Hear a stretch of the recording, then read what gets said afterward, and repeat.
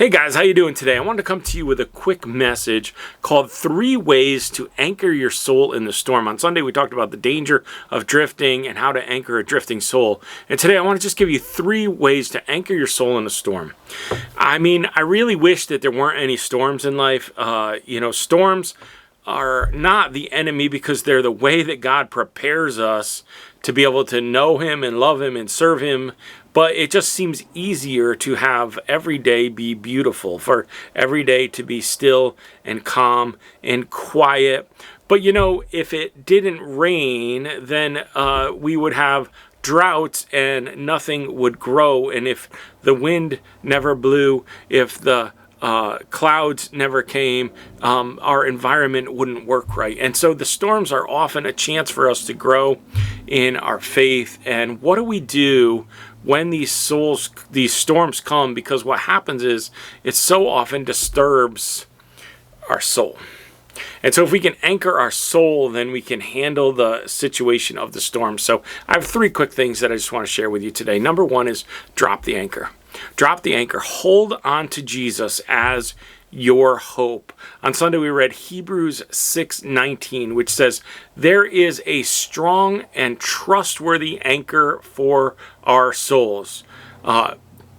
This hope is a strong and trustworthy anchor for our souls. It leads us through the curtain into God's inner sanctuary. And so the promises of God, the covenant that God makes with us, the promises He has given to us are a strong and trustworthy anchor that we have, that we know He delivers on His promises and He invites us into His presence. You can trust that He will be where He said He will be. And so we recognize that as these storms comes, we have to know who we're holding on to, and we have to hold on to Jesus, because He's the anchor of our soul. Number 2, lower the sail.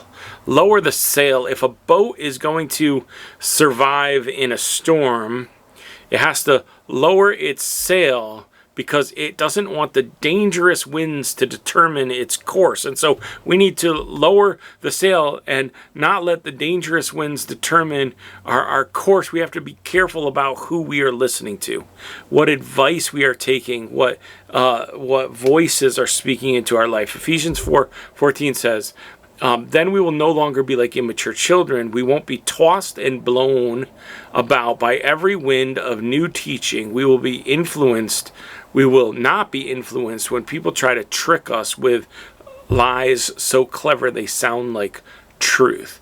So there's lies that are so clever they sound like truth. We have to be careful about the source that we're listening to. Nowadays, when you want to search for an answer, you go to your computer or your smartphone or your tablet and you go to Google and you type in a question and AI answers it. And I have found some of AI's answers to be hilarious. If you ask a question that somebody hasn't already asked a whole bunch of times, you're going to get an AI answer that is pretty hilarious. And so it might not be as reliable as you hoped. And what are the sources that AI is quoting?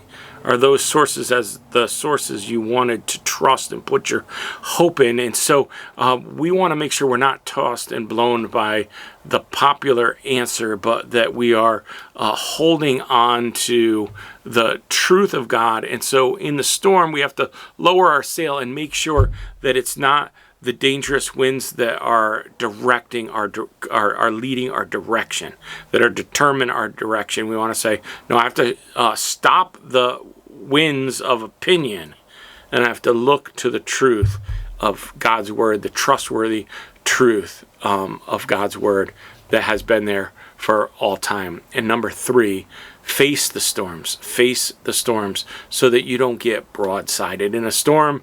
I don't know if you've ever seen some of these videos of a boat caught in a storm, and when the wave comes from the side, it can broadside the boat and flip the boat over. But when the boat takes the storm straight on, it can rise above the waves. The anchor has enough length to it that it can rise above the waves. And Joshua 1:9 says this.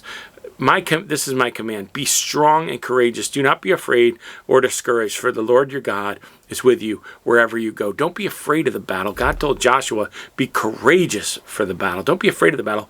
Be courageous for the battle. And so when the storm comes, recognize that a storm's coming. I'm going to anchor my soul by facing the storm and recognizing that I am going to be courageous in battle, not afraid of the battle, that God is going to be with me in the storm. God's going to be with me in the battle, and that I can trust him. I think what we're going to do is we're going to take this series through the 7 holy habits that we talked about last year. So look for it next week. The 7 holy habits. They're a great way to anchor our drifting souls. Hey, God bless you guys. I'll see you Sunday.